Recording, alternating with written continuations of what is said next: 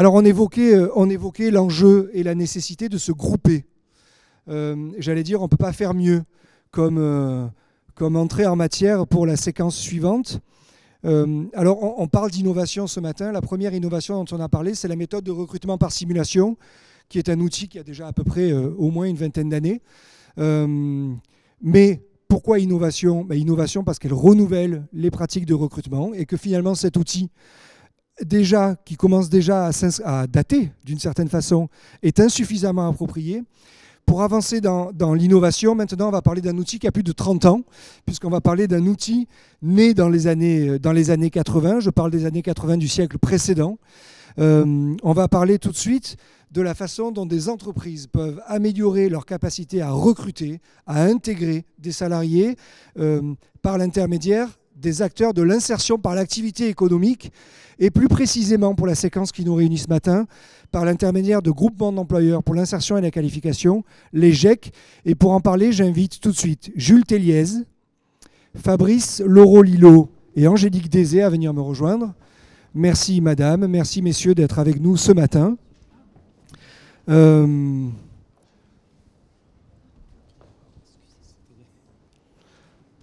Hop, on s'installe. Merci Angélique, merci Fabrice, merci Jules d'être avec nous ce matin. Donc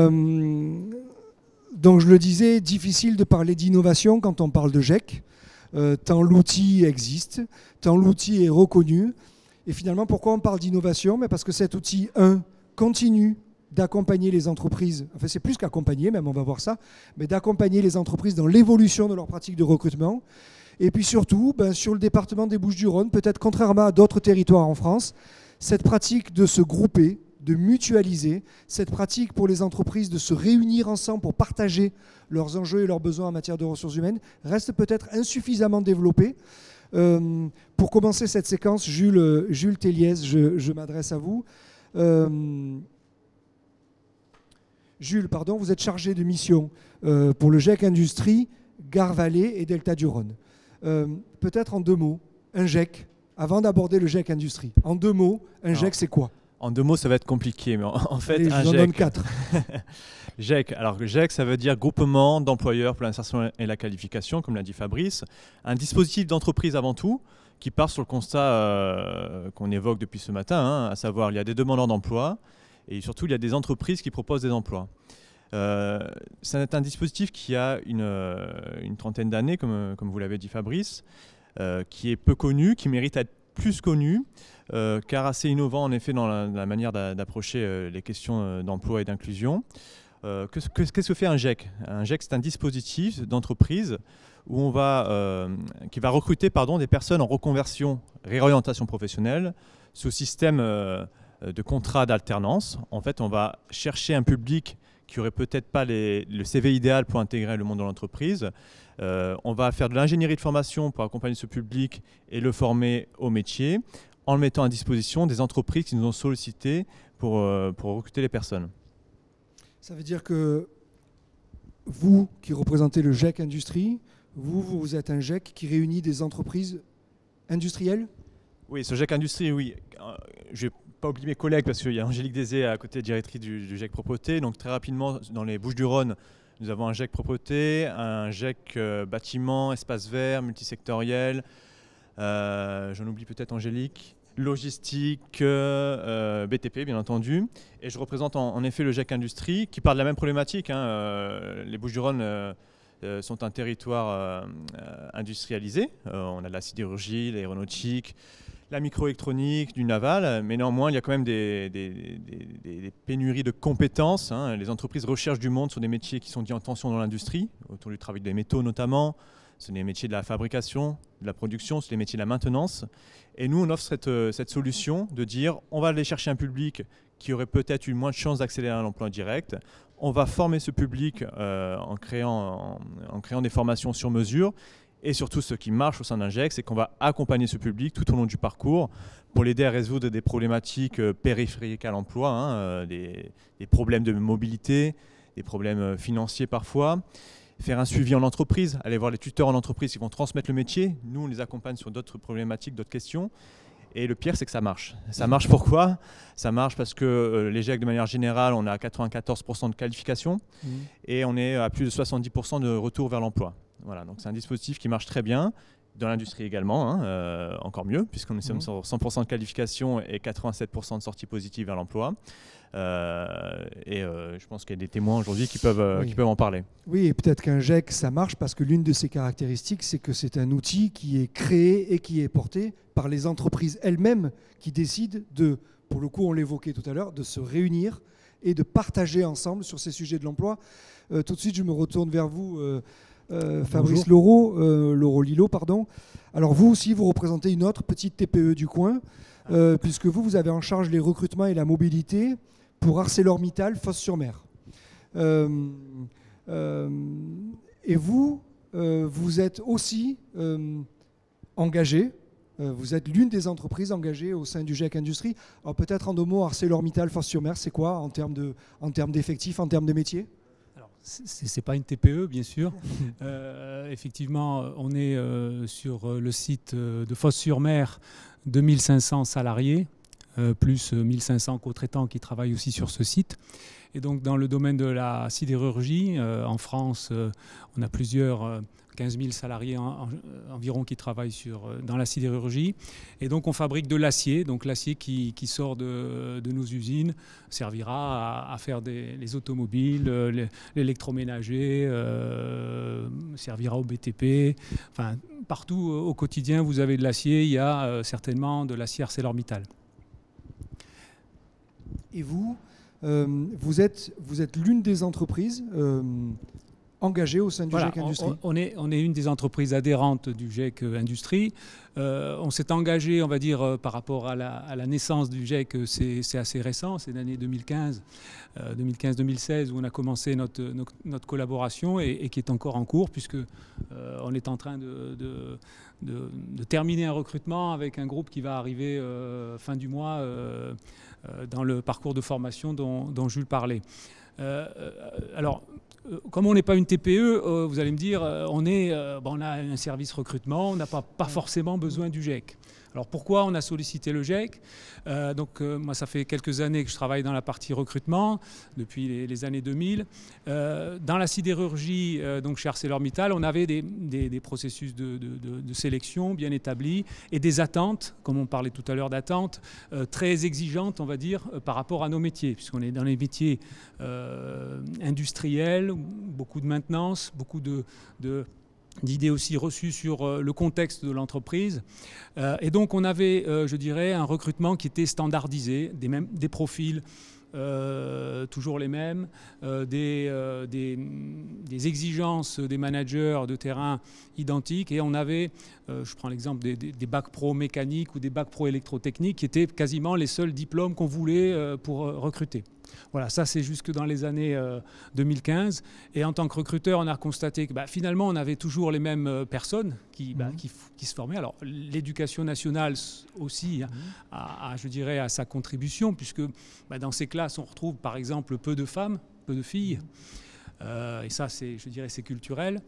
Et on s'est rendu compte qu'au niveau d'ArcelorMittal, finalement, on était très peu féminisés. Bon, c'est l'histoire aussi qui veut ça.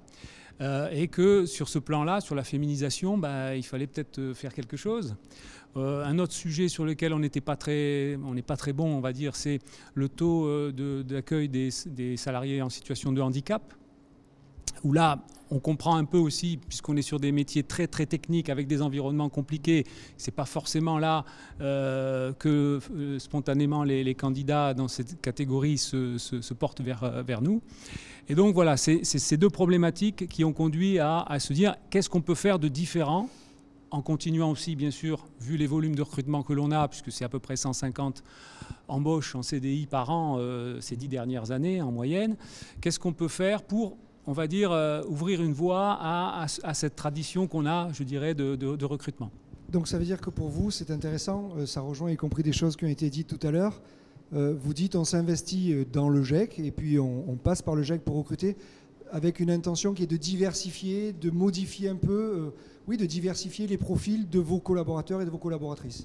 Voilà, c'est ça. Alors on a commencé, je dirais, en 2015-2016 avec un premier groupe sur de l'usinage, par exemple, où on sait que c'est un domaine en pénurie. On a dit on va tester, on va dire, un premier groupe en disant c'est des métiers sur lesquels on avait peu de candidats, on va peut-être ouvrir cette voie-là, en essayant de féminiser, bien sûr, et de travailler sur la notion de handicap. Donc on a sollicité le GIEC qui avait ses contacts, son réseau, même si nous on fait du recrutement, mais on avait nos réseaux classiques, je dirais. Donc le GIEC a essayé de parcourir tous ces carnets d'adresses, toutes ces actions pour essayer de construire un groupe qui va des futurs usineurs, par exemple, en l'occurrence. Et on a enchaîné l'année suivante sur quelque chose de plus général, sur un parcours d'opérateur de fabrication. Alors c'est un CQP, un certificat de qualification paritaire, notamment de la métallurgie, donc un poste d'opérateur de fabrication qu'on peut en retrouver dans d'autres métiers de l'agroalimentaire ou autres. Et donc là, on s'est dit, pour ceux qui n'ont pas de diplôme, dont je parlais tout à l'heure, des diplômes techniques classiques, on va les former sur l'acquisition de ce diplôme et montrer aux managers de terrain qu'on peut aussi prendre un poste d'opérateur de fabrication au sein d'ArcelorMittal en sidérurgie en ayant un diplôme qui n'est pas le diplôme habituel qu'on nous demandait de recruter. Oui, Jules. Oui, je voulais juste compléter, je te rejoins parfaitement Fabrice, mais ce qui fait vraiment la force du dispositif, c'est tout l'accompagnement qu'on va mettre en œuvre tout au long du parcours. Ça va être des points réguliers avec l'alternant ou le salarié. On a des personnes de tout âge, de tout horizon. Fabrice a dit, on parle beaucoup de féminisation dans les métiers d'industrie, des personnes en situation de handicap, des jeunes, des bénéficiaires du RSA. Vraiment tout type de profils qui n'ont pas le CV idéal. Hein. On passe aussi par des méthodes de recrutement par simulation parfois. Hein, ça fait le lien avec l'intervenant précédent. Mais tout l'accompagnement qu'on va mettre en œuvre pendant toute la durée du parcours est vraiment la clé de la réussite. La réussite, c'est quoi? C'est la qualification et la sortie vers l'emploi. Et ça passe par des points réguliers en entreprise, en centre de formation, avec le salarié. Ce travail de dentelle qu'on réalise fait qu'à la fin, on a des résultats tels que j'ai présentés tout à l'heure. Oui, je rebondis sur ce point-là. Effectivement, l'apport du GIEC, puisque nous, on a une équipe recrutement. Donc, ce qui nous intéresse, c'était déjà son réseau et d'aller chercher des personnes qu'on n'a pas l'habitude. Mais deuxièmement, je dirais pour nous, équipe RH qui sommes confrontés à tout un tas de problématiques RH au-delà du recrutement, c'est du temps qu'il faut consacrer pour le suivi personnalisé, individualisé. Et là, le GIEC est très très précieux. Moi, je n'avais pas le temps d'aller tout simplement, on a une usine qui est relativement grande, d'aller sur le terrain au quotidien, ça prend beaucoup de temps. Et là, GIEC, à la limite, il connaît presque mieux l'usine que moi maintenant, à force de venir rencontrer les managers, les salariés pour voir leur quotidien. Il suit la problématique individuelle, périphérique, transport, mobilité, etc. aussi, comme il l'a dit. Et puis, et aussi, je dirais, avec la partie formation, donc le centre de formation, puisque le GIEC ne dispense pas les formations lui-même, il fait le lien entre tous ces interlocuteurs. Et ça, c'est très, très précieux. Et pour terminer, pour être tout à fait complet sur l'apport du GIEC par rapport à ce que nous, on est capable de faire en interne, il y a l'après-formation. C'est-à-dire que, certes, on accueille des groupes, on ne fait pas 100% de réussite, je dirais, après l'alternance vers du CDI. On en est conscient, on sait que pour différentes raisons, certains... Et du coup, le GIEC va assurer aussi l'après-entreprise, ArcelorMittal, pour redonner, faire fructifier, je dirais, ce qui a été produit en entreprise chez nous pour les redéployer dans d'autres entreprises, le cas échéant. C'est très important ce que vous dites là, c'est que le GIEC est un outil qui répond à votre besoin de trouver des candidats et de diversifier, mais vous dites aussi que c'est un outil qui nous permet de faire ce que nous, dans l'entreprise, finalement, on ne sait pas faire ou on ne peut pas faire, c'est-à-dire de continuer à nous accompagner et de continuer à accompagner la personne. Ça veut dire que ça répond à un enjeu de recruter et ça répond à un enjeu de fidéliser, d'installer, de faire en sorte que la relation soit durable. Merci, messieurs, pour ces témoignages. Donc je le disais tout à l'heure que ArcelorMittal est l'une des TPE de notre territoire, forcément, bien entendu, tout le monde sait que non. En l'occurrence, les GEC ne sont pas non plus réservés qu'aux grandes entreprises. Angélique Désé représente, elle, le GEC Propreté, dans lequel je suppose qu'on retrouve des grandes entreprises, mais aussi des plus petites entreprises. Le secteur de l'industrie est plutôt un secteur de grandes entreprises, je suppose, alors que dans la propreté, on a une diversité d'entreprises. Bonjour Angélique, merci d'être avec nous ce matin. Bonjour. Vous allez nous présenter un outil très particulier qui a été créé, qui a été inventé, qui a été imaginé par un GEC du secteur de la propreté. Alors, ce n'est pas le GEC propreté ici sur notre territoire, mais vous vous l'êtes approprié. Ce qu'on se dit, c'est qu'on présente une vidéo, 2-3 minutes de présentation de cette vidéo, et puis ensuite, on évoque ensemble cet outil Je Trouve, avec vous. Oui, très bien. On peut envoyer la vidéo. Elle, c'est Isabelle. Lui, c'est Arthur. Tous les deux rencontrent des difficultés d'emploi. Isabelle est responsable d'une entreprise de propreté. Elle gère 49 salariés qui interviennent chez 150 clients. Chaque semaine, elle doit faire face au remplacement de ses salariés et aux nouvelles commandes de ses clients. Isabelle intervient partout sur le département, sur des sites différents, avec des horaires variables, ce qui complique sa tâche. L'urgence de ses besoins ne laisse pas souvent le temps à Isabelle de déposer une offre d'emploi. Les candidats ne sont pas toujours disponibles comme elle le souhaiterait, car les CV ne sont pas complets et rarement à jour. Isabelle passe finalement beaucoup trop de temps à chercher de nouveaux salariés. Arthur recherche un emploi d'agent de propreté. Chaque jour, il répond à des offres d'emploi sur l'ensemble du territoire et envoie régulièrement son CV aux entreprises de propreté de la région. Pourtant, sa candidature est rarement sélectionnée. Il habite trop loin, il n'est pas véhiculé, le poste est déjà pourvu, les horaires ne correspondent pas, et parfois, c'est lui qui n'est pas disponible quand l'entreprise l'appelle parce qu'il travaille déjà. Arthur rencontre beaucoup d'obstacles dans sa recherche d'emploi, ce qui le désespère. Et si Je Trouve.fr était la solution à leurs difficultés? Ce moteur de recherche d'emploi propose de faciliter la mise en relation entre des employeurs qui recrutent et des candidats qui recherchent un emploi. Isabelle et Arthur pourront ainsi se rencontrer facilement. Comment? Avec l'aide de son conseiller emploi, Arthur va participer à une information collective animée par le GEC Propreté. S'il le souhaite, son profil apparaîtra sur la plateforme jetrouve.fr positionné en fonction des informations personnelles qu'il aura données, comme son lieu d'habitation, sa mobilité, sa disponibilité, ses compétences professionnelles. Ainsi, lorsqu'Isabelle se rendra sur jetrouve.fr, elle recherchera un profil en fonction de ses besoins. Elle sélectionnera le lieu de la prestation, la période de travail, les horaires d'intervention, la mobilité nécessaire et les habilitations requises. Jetrouve.fr lui proposera plusieurs profils correspondant totalement ou partiellement à ses besoins sur une carte géographique. Parmi ces profils, Arthur lui sera proposé et Isabelle demandera à être mise en relation avec lui.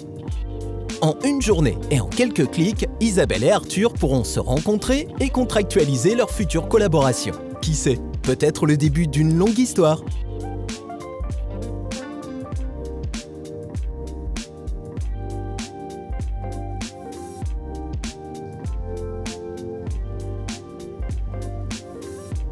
Angélique Désé, bonjour. Bonjour. Merci beaucoup d'être avec nous. Avant de revenir sur Je Trouve, le GEC Propreté, combien d'entreprises ici sur le territoire? Alors c'est variable, mais d'une année à l'autre, nous avons entre 30 et 50 entreprises de propreté adhérentes. Et vous me confirmez qu'on peut être une grande entreprise et une petite entreprise pour bénéficier de l'appui du GEC? Bien sûr, il suffit d'avoir un besoin en recrutement, tout simplement. Et alors Je Trouve, cet outil que vous venez nous présenter, il a quoi de différent? Il a quoi de plus? Il apporte quoi en plus des plateformes traditionnelles de rapprochement entre une entreprise qui dépose une offre et un demandeur d'emploi ou un candidat qui propose son profil? Alors cet outil, déjà, il a de différent qu'il est celui du GEC Propreté. C'est un service complémentaire à notre activité principale qui reste l'alternance et ce qu'ont très bien expliqué tout à l'heure Jules, puisque les GEC ont le même fonctionnement. Après, on est marqué par notre secteur d'activité, bien évidemment. Et la plateforme jetrouve.fr vient répondre à la spécificité de notre secteur d'activité et elle est en complément des services principaux du GEC Propreté. Donc, tout le monde ne peut pas y accéder, bien sûr. Ce sont seulement les entreprises qui adhèrent au GEC Propreté qui y ont accès. Et cette plateforme est venue, on va dire, outiller les autres GEC Propreté aussi en France. Nous le développons sur le territoire depuis pas tout à fait 8 mois. Ça permet, si vous voulez, pour nous déjà de répertorier toutes les personnes avec qui nous sommes en contact, tous les candidats, tous les demandeurs d'emploi intéressés par le secteur de la propreté sont répertoriés sur cette plateforme sur laquelle ensuite on a intégré un moteur de recherche. Alors il n'y a pas de... tout n'est pas automatique, il n'y a que de l'humain derrière tout ça. Toutes les personnes qui veulent apparaître sur cette plateforme sont celles qui peuvent rechercher simplement un complément d'heure qu'elles ne trouvent pas. Ce peut être aussi d'anciens salariés du GEC Propreté qui ont suivi un parcours avec la formation, l'accompagnement et qui à la sortie soit n'ont pas le nombre d'heures suffisant qu'ils souhaitaient, soit pas d'employeur tout simplement.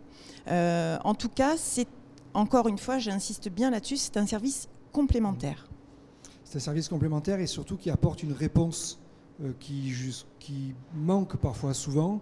C'est finalement qu'est-ce qu'on peut proposer aux candidats qu'on ne peut pas prendre. Oui. Vous ne pouvez pas travailler avec tout le monde et en même temps ça vous permet d'apporter des réponses aux gens auxquels vous ne pouvez pas, vous, GEC, directement apporter une réponse favorable en termes d'emploi. Exactement. Sur une année, on a estimé que rien qu'à Marseille, on reçoit à peu près entre 1500 et 2000 candidatures. CV. Alors évidemment qu'on ne peut pas proposer un contrat en alternance pour tous, même si on l'aimerait bien. Pour autant, on peut apporter via cette plateforme des solutions à des personnes qui viennent nous voir mais qui ont déjà suivi cette formation et sont déjà qualifiées ou alors ne peuvent pas démarrer dans l'instant T un contrat en alternance. Ça permet d'apporter des solutions et ça permet aussi de répondre à des besoins peut-être ultra urgent, c'est la particularité de notre secteur d'activité, que peuvent avoir des entreprises sur des CDD ou sur des CDI. Et elles sont certaines d'avoir, via ce site, des personnes disponibles en temps réel et qui veulent évoluer dans le secteur de la propreté. Super. Merci beaucoup Angélique. Merci Fabrice. Merci Angélique. Merci beaucoup Jules. Alors Jules, tout particulièrement, y compris, merci pour ton investissement au sein des travaux du groupe Expert depuis le début. Merci beaucoup pour vos témoignages. Je vous invite à reprendre place dans la salle avec vos micros. Il a été question de numérique avec, je trouve, un outil complémentaire à l'activité du GEC, un outil complémentaire aussi à provenceemploi.fr, la plateforme de rapprochement entre offres et demandes d'emploi initiée par le département des Bouches-du-Rhône pour les bénéficiaires du RSA et les entreprises qui souhaitent recruter. On va continuer d'une certaine façon dans cette voie-là avec